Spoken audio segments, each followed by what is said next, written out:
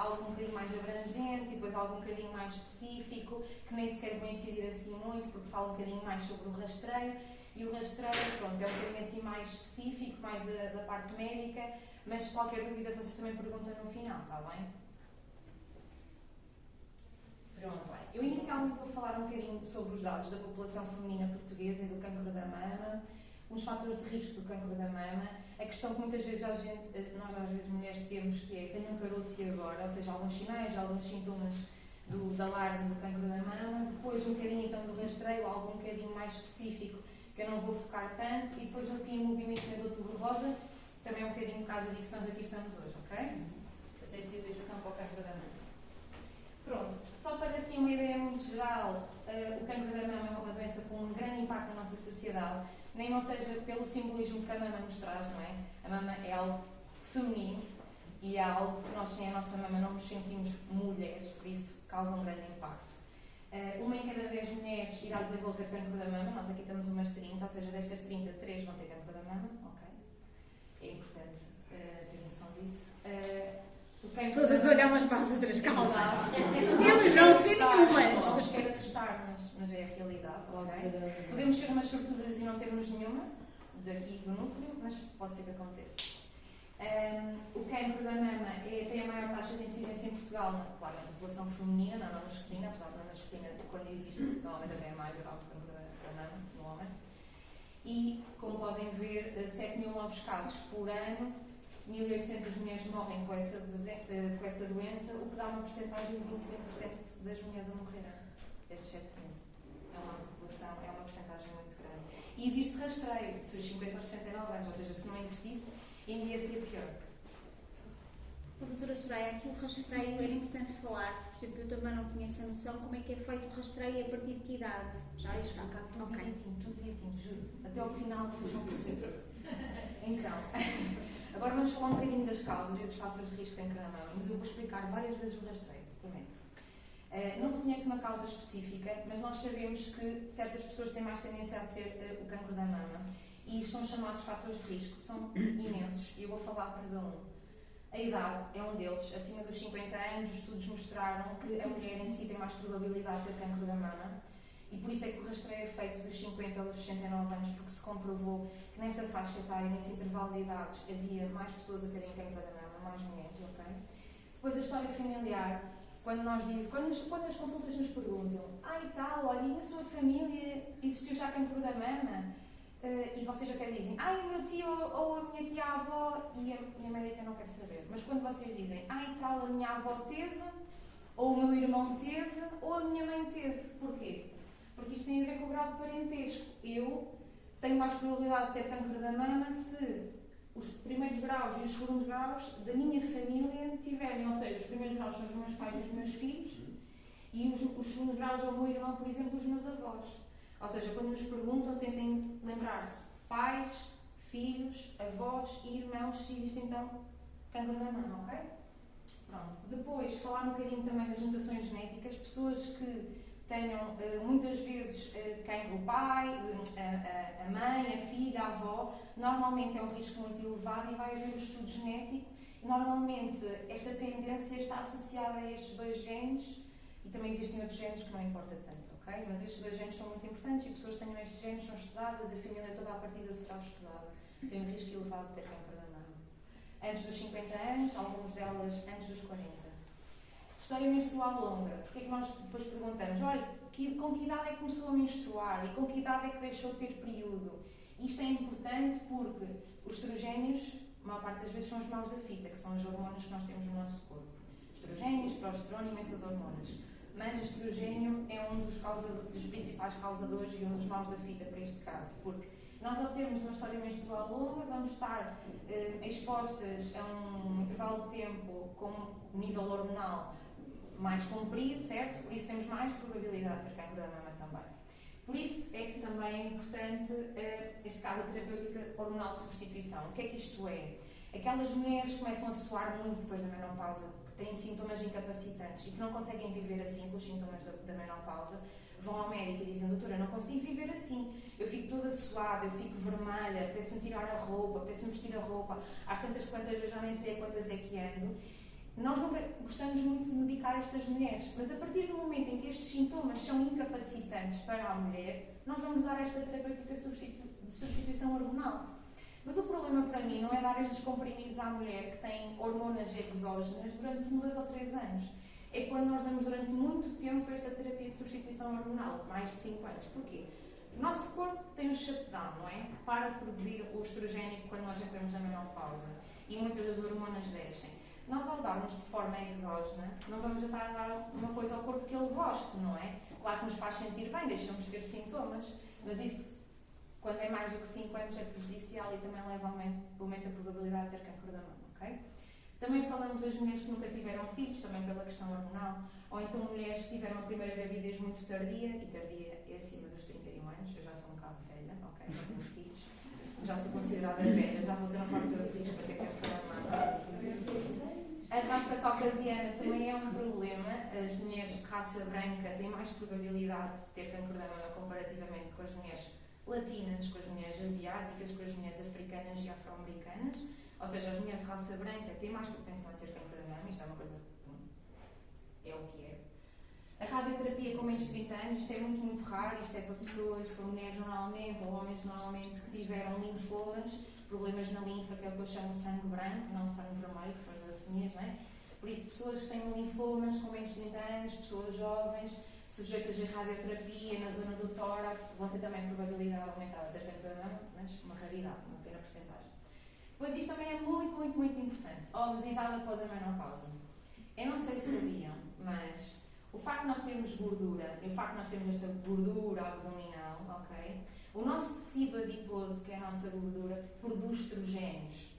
Por isso é que uma pessoa que é mais gordinha tem mais tendência a ter cancro da mama, porque a nossa gordura, se nós formos mais gordinhas, vai produzir mais estrogénio.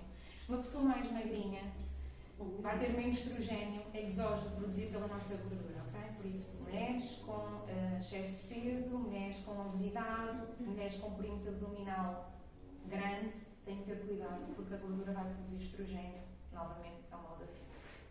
Depois, a densidade da mama. Quantas vezes é que vocês não ouviram dizer eu tenho uma mama muito densa, uma mama assim muito fibrosa, assim muito dura?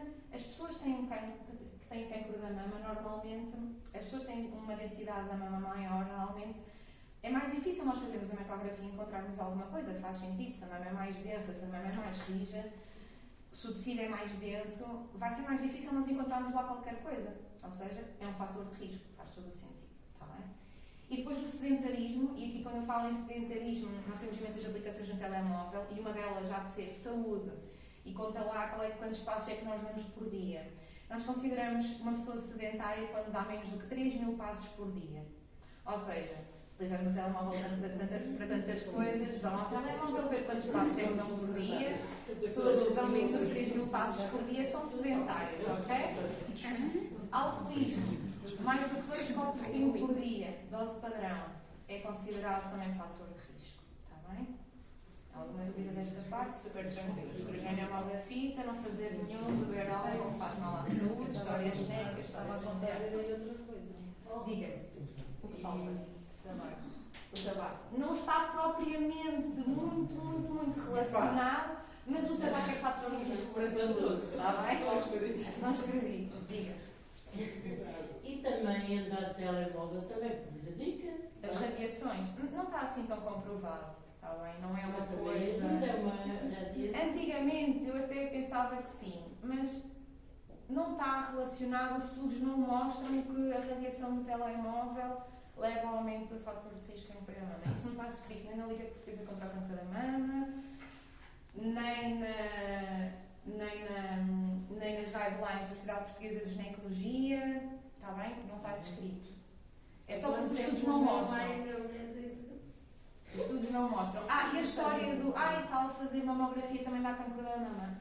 Não, porque o risco-benefício é superior, não é? E nós fazemos o rastreio de 2 em 2 anos e não de 6 em 6 meses com a mamografia. Por isso é que inicialmente nós até fazemos uma eco antes de fazermos uma mamografia quando temos um sintoma de novo, certo?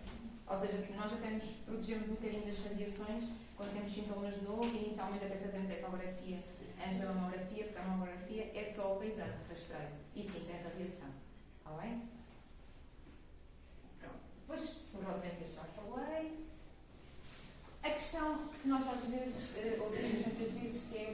caroço e agora, não é? O que é que nós vamos fazer?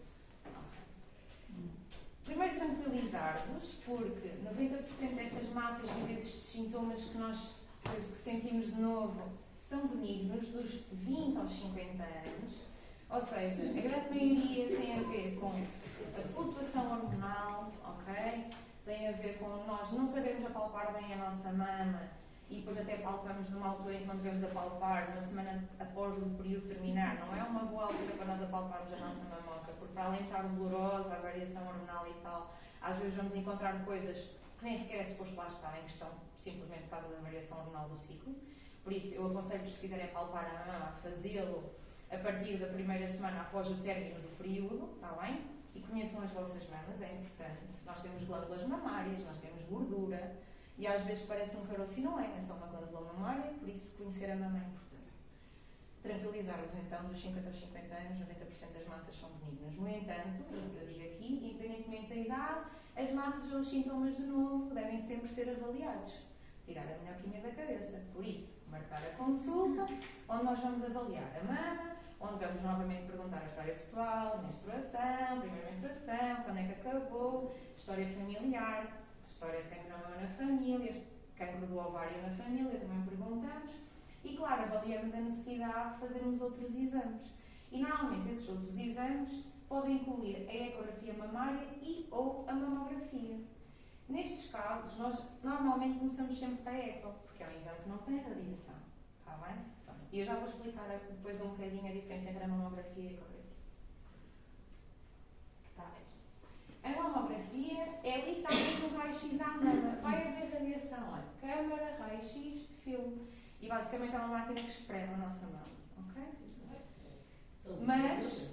Mas a mamografia não vai ao sistema linfático e não vai à axila. Está bem? E isso nós vemos com a ecografia.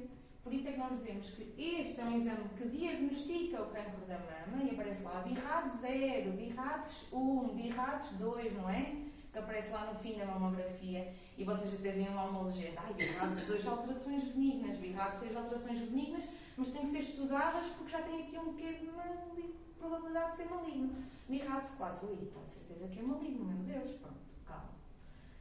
É a mamografia que é o método diagnóstico e é a mamografia que é o método de rastreio atualmente. Pronto, é isto que diagnostica o cancro da mama.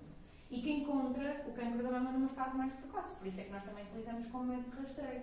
Porque se mostrou também que iria reduzir a mortalidade, que também é novamente importante. É isso que nós queremos, que as mulheres não morram do cancro da mama. Agora, a ecografia. Uma coisa má da ecografia. Eu escrevi ali, a ecografia não consegue identificar microcalcificações. É mentira, calma. Ela consegue, só que as mais pequenininhas e numa mama mais fibrosa e com mais densidade é mais difícil. É menos provável encontrar, mas também pode ser que encontre.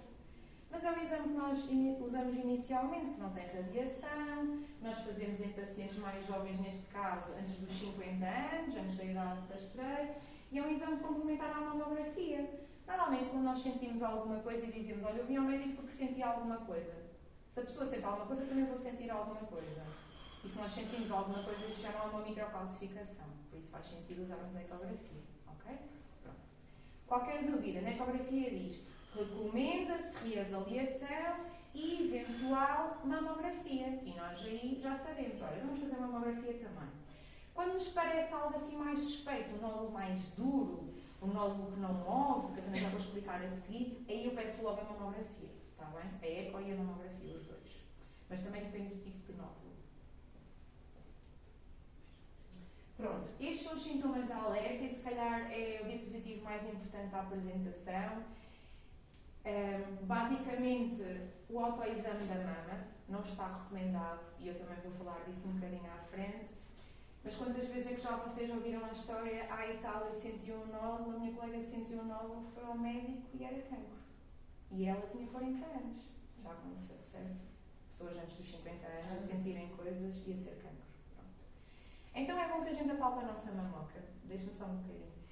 E estes são os sinais de alerta. Caroços são nódulos duros, ok? Não tão móveis, que nós devemos procurar não só na nossa mama, mas também na nossa axila, porque normalmente nós ouvimos, e tal, ele fez o esvaziamento da axila quando foi optado ao cancro da mama. O nosso sistema de drenagem é pela parte linfática e nós temos imensos nódulos linfáticos também na axila, que é para onde drena a mama. Por isso é importante nós também procurarmos nódulos na nossa axila e também na zona supraclavicular, acima das clavículas. Aqui já é um bocado mais rebuscado, é muito mais raro, mas pode acontecer, está bem?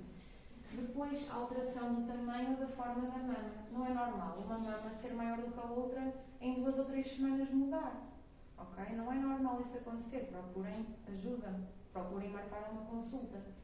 Depois, a perder o líquido do mamilo. Se uma mulher estiver grávida, era normal que perca leite, não é? Agora, eu não estou grávida, se eu perder leite, não é normal. Procurar ajuda. Muito menos sangue, que é o que aparece ali naquela imagem. Não é normal uma pessoa espremer o mamilo e sair líquido. Ok? Outra coisa, alterações da pele. Uma pele assim com um aspecto inflamado, parece casca de laranja, com muitas retrações, assim repuxamentos, não é? Com assim vermelha, até com uma temperatura aumentada, não é? Não é normal. Procurar ajuda. Casca de laranja, se comprovar, isto é quase diagnóstico de estadia 3 de cancro da mama. Isto já não se vê hoje em dia, mas há uns anos, quando não havia rastreio, e eu que estudei na Covilhã, e a senhora que eu apanhei por acaso estava em idade de rastreio, mas não fazia o rastreio, tinha casca de laranja. Ok? Foi logo diagnosticada com cancro da mama estadia 3. É preciso ter cuidado. Um aspecto vermelho, um aspecto mesmo de casca de laranja, como se tivesse solito na mão. Ok? Não é normal. E mamilos para dentro ou invertidos também não é normal. O nosso mamilo sempre foi para fora. Está para dentro, ou está para baixo, ou está para cima, alguma coisa se passa. Também não é normal. Ok? E depois uma dor persistente na mama. Pessoas que dizem, eu ando aqui com uma dor, e uma dor, e uma dor, e uma dor. Vou ver essa dor, não custa nada. Façam uma ecografia, está bem? Não é normal ter dor ou desconforto constante. Dúvidas? Quer perguntar? Pois você há um bocado falou em 40, a minha prima, eu acho que a partir dos 35 já havia de fazer exame Também vou falar à sobre mulher. isso. Também vou falar sobre Porque a isso. minha prima teve aos 38 anos. Mas sabes porquê? Ai, sabes, desculpa. Sabes porquê que não se faz? A gente já vai falar sobre isso. Já sabiam. Eu sei.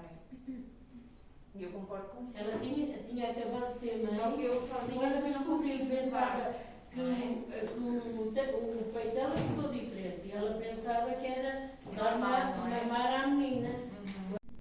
Pronto, falámos um bocadinho também do rastreio do cancro da mama, agora sim. Isto é uma atividade de medicina preventiva, tal como eu estava a explicar, que nós fazemos à comunidade e que pretende um diagnóstico precoce, como eu disse. Este programa de rastreio de cancro da mama está articulado e foi feito em colaboração com os centros de saúde e já existe norte a sul do país. Não é? É um bocadinho mais difícil às vezes no sul do país, não sei se tem essa noção, essa realidade, mas pronto, tentando colmatar.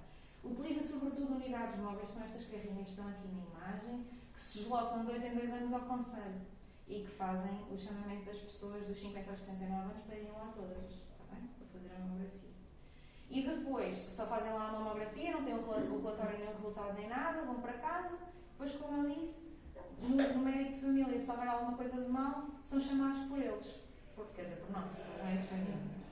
Mas eu também escrevo aqui, os médicos têm diferentes opiniões. Há uns anos atrás, o rastreio não era feito dos 50 aos 69, era feito dos 45 aos 69. E hoje em dia nós até já pensamos, isto valia era mesmo pôr dos 40 aos 69, não é? Porque há cada vez casos de cancro de mama em idades mais jovens. O que é que eu posso fazer? Nada.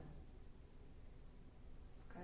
Eu não tenho como mudar o que está legislado e definido como intervalo da idade de rastreio. Se eu concordo com a senhora, concordo, mas eu sozinha e nós, comunidade médica, sem suporte do resto, não conseguimos fazer nada. Depois, a pergunta também um bocadinho comum, vale a pena realizar o rastreio? Para mim vale. Se eu chegar aos 50 anos, eu quero fazê-lo. E quero fazê-lo 2 em 2 anos. É óbvio que o rastreio depende da idade, depende do risco individual, novamente, fatores de risco, história familiar, história, de comportamentos de risco. Portanto, perguntar na consulta quais é que são os riscos e os benefícios do rastreio do cancro da mama, apesar de eu achar que tem mais benefícios do que riscos, porque a radiação não é assim tanta, calma, qualquer coisa fazemos uma ecografia.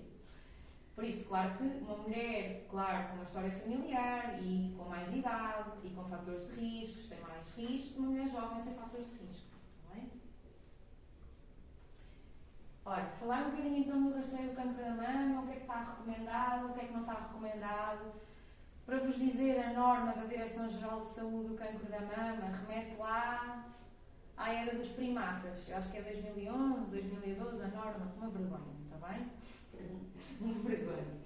Pronto, isto é o que é, e é o que está escrito, e é o que está recomendado, e como podemos ver, há recomendações de nível A, que são boas recomendações, que nós queremos mesmo, e é bom e tal.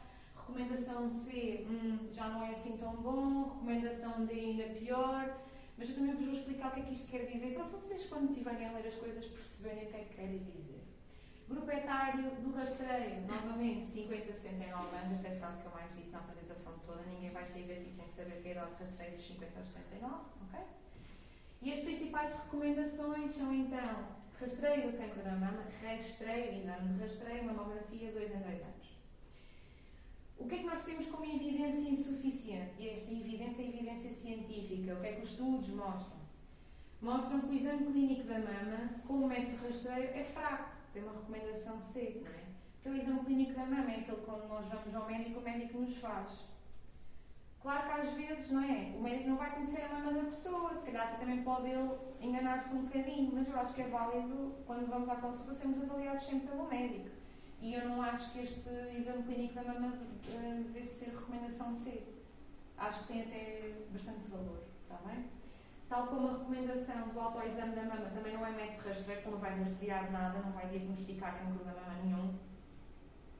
E tem uma recomendação fraca, recomendação D, mas eu acho que é importante nós fazermos a nossa palpação mamária e conhecermos a nossa mama para quando encontrarmos alguma coisa de novo, pedirmos ajuda novamente. Outra coisa, dos 40 aos 49 anos, aqui fala sempre do risco-benefício, ok? Individualmente, avaliar a mulher antes da idade de rastreio, se é necessário fazer exames ou não. Porquê? Tem uma recomendação A. Nós não é a idade de rastreio, mas convém nós irmos lá se tivermos sintomas de novo. E depois, as mulheres com mais de 60 anos também não estão incluídas na idade de rastreio, também a ponderar o risco-benefício, sintomas de novo, novamente, aquela área cinzenta, está bem? Agora falar um bocadinho do exame clínico da mama, que é aquilo que o médico nos faz em consulta. Quantas vezes é que não dizem, vamos fazer o exame ginecológico e as partes por baixo, na consulta de planeamento familiar, e olha, se quiser tirar então o cetiazito para a gente ver a mamoca, também já aproveitamos e vemos tudo. Ótimo, está bem? Palpar as mamas normalmente em diferentes posições, vê as diferenças entre o tamanho e a forma, exatamente igual aos sinais, aos sintomas, pronto, aquilo que nós devemos fazer na palpação da mama. Normalmente vê as zonas que estão mais vermelhas, vê se tem depressões, vê se também há outros sinais, pressiona normalmente os mamilos para ver se sai algum leite e normalmente também é um sinal mau. E depois examina toda a mama, a área axilar e a zona supraclavicular. Este exame pode demorar 10 minutos, se a consulta é de 20, metade da consulta é só para o exame da mama. Às vezes não fazemos tudo bem direitinho, está bem? E depois eu até escrevo aqui, a autopalpação não é recomendada, porém eu faço. Vocês não sei, mas também deviam fazer, está bem? Pronto. Como é que se faz? Movimentos circulares em todos os quadrantes da mama, à volta da mamoca e no fim, ou seja, fazer assim, está bem? Sempre, até à axila, zona supraclavicular. No fim, pressionar o bico do mamilo, ver se sai alguma coisa. Tentar sentada, em pé e olhar para o espelho e ver se há alguma retração, se há algum repuxamento. Isto é o básico, está bem? Porquê que eles dizem que a autopalpação não é recomendada? Porque os estudos dizem a autopalpação falhou em demonstrar benefícios. Até disse que as mulheres ficavam mais ansiosas, que isto levava a exames desnecessários, a virem cá à consulta pediam muitos exames e depois na verdade não tinham nada, não diminui as mortes. Não parece aumentar os diagnósticos. Mas voltamos à questão do e tal, eu tinha uma colega minha que apalpou a mama em casa e encontrou alguma coisa e era cancro da mama. Ok? Novamente esta ideia. Um conselho, apalpem as vossas mamocas uma semana depois de terminar o período, tranquilas, conheçam as vossas mamas, ok? E quando há um sinal de novo, marcar consulta. porque as mamas também vão diferir tendo em conta o ciclo hormonal. Eu vou só falar um bocadinho do risco intermédio, está bem? Nós perguntamos sempre nas consultas, um diagnóstico, você na família tem algum diagnóstico de câncer da mama, num familiar de primeiro grau quem? Filhos e pais, acima dos 50 anos. Você tem um diagnóstico de câncer da mama num familiar de segundo grau, em qualquer idade. Você tem um familiar com diagnóstico de câncer da mama, 2 familiares, aliás, de primeiro grau, ou 2 familiares de segundo grau acima dos 50 anos. Pronto, são estas perguntas que depois vão dar o risco intermédio e o risco elevado. No risco intermédio, novamente, a mamografia não está recomendada antes dos 50, fazemos outros exames inicialmente. Isto aqui é exatamente igual. 50 aos 69 anos, nestas mulheres com estes fatores de risco, nós fazemos a mamografia 2 em 2 anos e depois vamos encurtando e fazendo os exames nos entretantos, se for necessário. E até equacionamos aqui nestas mulheres com risco intermédio, fazer e prolongar a idade da mamografia. Ou seja, a partir dos 69 anos, nós nestas mulheres que tinham um risco intermédio, continuamos a fazer a mamografia, normalmente, está bem? Novamente, ecografia e ressonância magnética não são exames de rastreio, são exames complementares e que ajudam a mamografia. Depois, as mulheres têm risco elevado, que normalmente, têm uma história familiar horrível, imensas histórias de câncer da mama e de ovários na família toda, pessoas que já tenham conhecidos as mutações BRCA1 ou 2 e mulheres com familiares de primeiro grau com mutação do género. A senhora está-se a sentir bem? Sim, um bocadinho mal, mas já Você está branca, sente-se uma cabeça. Não. Eu mesmo de estar muita gente. Sou claustrofóbica e Ok. eu faço muito chão. Pronto. Por isso é que eu vim Mas ver a abres a porta. porta. Sim, por isso é que eu vim. Deixa a porta aberta, as pessoas lá fora também ouvem um bocadinho. Sim, não há problema. Pronto, nestes casos, nós fazemos as seguintes questões. Olha, câncer da mama ou ovário em 2 familiares de primeiro grau, ou seja, pais ou filhos, ou do segundo grau, avós ou irmãos, está bem? E também falamos do câncer da mama antes dos 40, os ovários, o câncer dos ovários antes dos 50, câncer da mama bilateral também questionamos, câncer da mama ou ovário na mesma mulher, ou seja, quem já teve câncer da mama ou câncer do ovário já tem precisão de aumentar ou voltar a ter câncer ou na outra mama ou nos ovários se não teve, portanto, não é? E câncer da mama num homem, como eu disse há bocado, risco elevado de ter um familiar homem na família com câncer da mama, está bem? Pronto, e isto é só um lamiré, porque isto é muita coisa, não importa. Agora assim um bocadinho mais para relaxar, vamos falar um bocadinho sobre o Outubro Rosa, o mês da prevenção do câncer da mama, está bem? Antes de cair, diga. É o mês da prevenção, outubro. Isto começou este movimento em outubro, nos Estados Unidos da América na década de 90. Tem o intuito de mobilizar a sociedade para a luta contra o câncer da mama, como é óbvio, não é? E desde então, por todo o mundo, a cor rosa é sempre com o intuito de homenagear a mulher com câncer da mama, ou que teve câncer da mama, está bem? Os ganhos revertem sempre à prevenção, para o diagnóstico precoce, ou para a investigação na área, não quero pensar que vão para outra coisa. Ok? Pronto. Depois, a Liga Portuguesa contra o Câncer da Mama também se juntou a esta causa do mês de Outubro Rosa. E então, juntou-se, e qual é que é a finalidade? A mesma que o mês de Outubro Rosa, está bem? Tem a finalidade de consciencializar a prevenção e o diagnóstico precoce através do rastreio, que eu expliquei, e também, se vocês forem ao site, aparece lá formas de informação e formas de apoio à mulher e à família.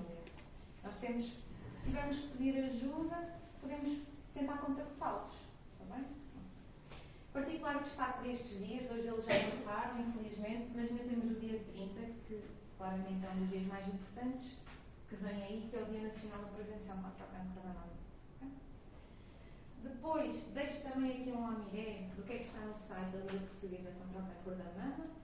Tem imensas coisas que vocês podem ir ver. Eu descrevi quase todas elas aqui nesta apresentação. Ainda expliquei mais o rastreio, mas se tiverem dúvidas, vão lá ver. Há coisas que eu não falei, não falei da reconstrução da mama, não falei do tratamento assim propriamente dito, também é muito denso, não importa assim para agora, mas pronto, tudo o resto. Efeitos secundários, efeitos secundários do tratamento, ou seja, pronto. Mas vocês, quando tiverem dúvidas, vão lá ver, porque não é só do cancro da mama que a Liga Portuguesa fala, é todos os cancros. Há lá uma lista de cancros e há a explicação toda direitinha, é de uma forma bastante simples de ler. E lá nas beiras diz-se bem haja.